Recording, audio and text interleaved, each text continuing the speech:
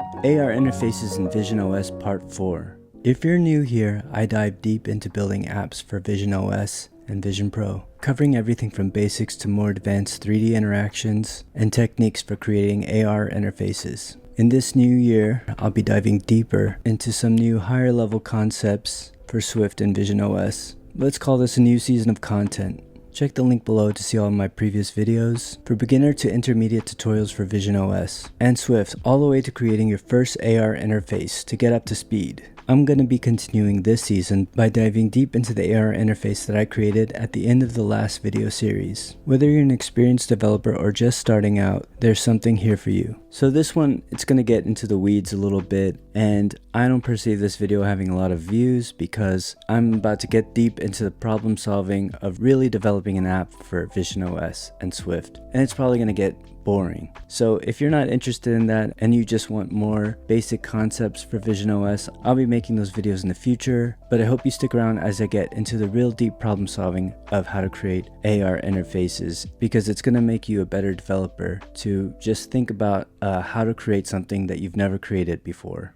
So this video is for the OGs, it's for the people who really want to learn the complexities of actually creating an application in VisionOS and Swift. So stick around if you want to see that.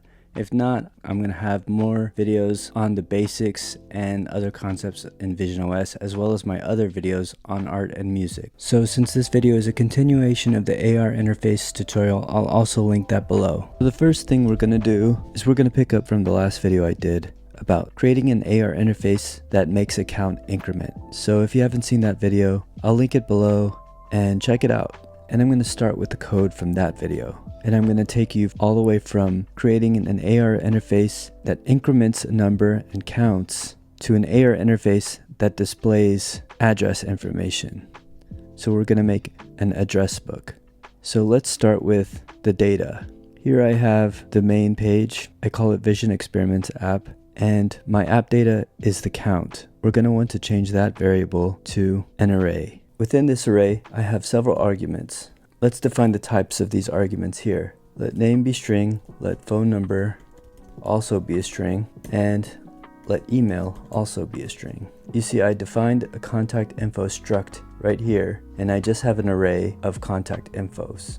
We'll pass that data to our immersive view the same way we did previously, just through app data. So you could see I declared var app data equals app data here, and then I have a class defined of app data here, which I'm passing into my immersive space. So that does it for the data side of this. I'm also passing the data into the content view here, which I will display a window that displays the contact info. So previously I displayed the text count whenever the AR interface was rotated. So now I want to display the contact info. Let's display the contact's name. So let's let contact's name equal app data dot contacts array, and then we'll use the count as the index of this array dot name, and then we'll display contact's name right here.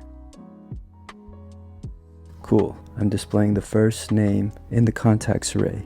Okay, let's test whether this increments. Alright, we're getting an increment there, going through the contact list. But we're also getting an error now in the index list, so let's fix that.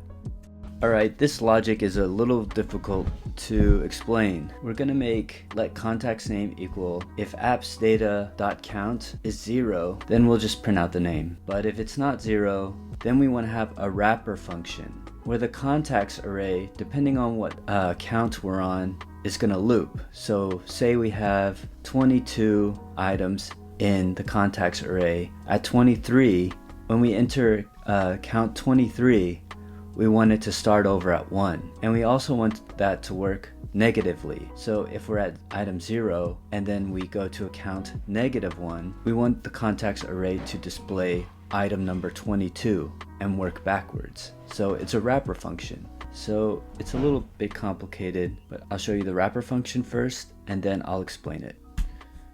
So we want appdata.contactsarray.name, and we want to put that wrapper function in here.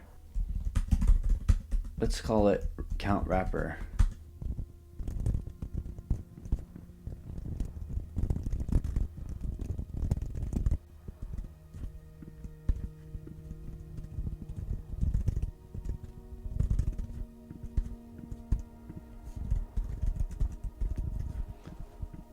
Now, how did I come up with this wrapper function? Well, you can do trial and error with modulos to find the wrapper function, but it's a lot of logical puzzling to figure it out. Or you could simply use ChatGPT or Claude. So let me show you what I asked to come up with this wrapper function.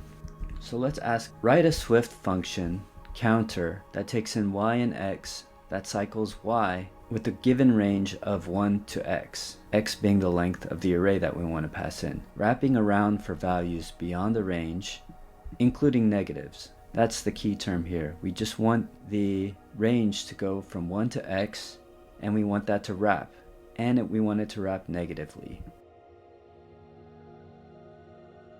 And here it is, y minus 1 modulo x plus x modulo x plus 1. And if you don't know what a modulo is, I'll post a link in the comments below to explain what a modulo is. It just gives the remainder of any division, and it's a way to create wrapper functions. Let's call y count, and let's call x contacts array.count, and that'll make it a little bit more clear. So you just copy this over, and you can copy it here. Now I could go in a bit deeper in and explain how this works.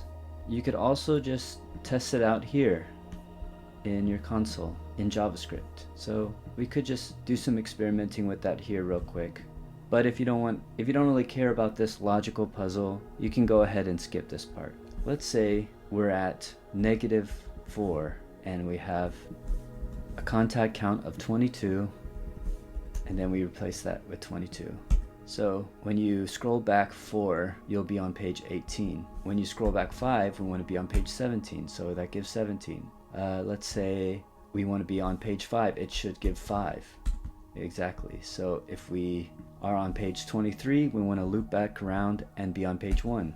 And there we go, we have 1. So it's a really good idea to just really read out how this works, how this logic function works if you want to become a better developer, and read out how modulos works. This will really help you become a better software developer to be able to write algorithms like this. But that's not the point of this lesson, so I'll move on from here.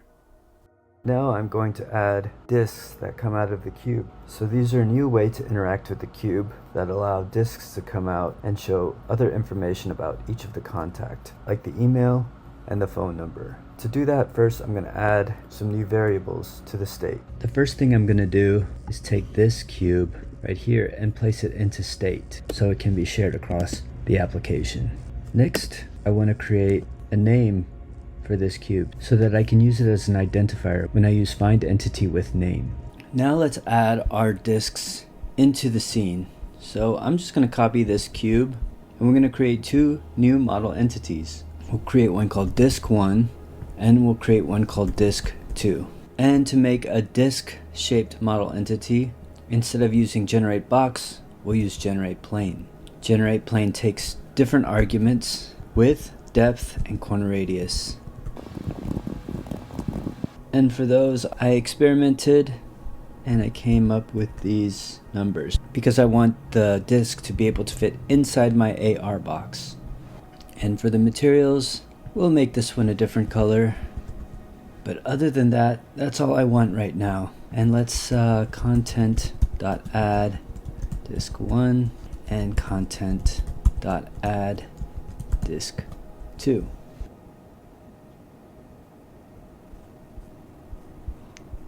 And here are our disks. I have not messed with the position of the disks yet, so they're floating kind of above my cube, but we'll fix that all later. And I think I have enough material for this video, so I will show you how to get from this to this in the next video. So that does it for this video today. I'm going to continue this exploration on how to create AR interfaces in VisionOS and Swift. I've got more videos coming about art and music. So if you like that video, like and subscribe, and stay tuned.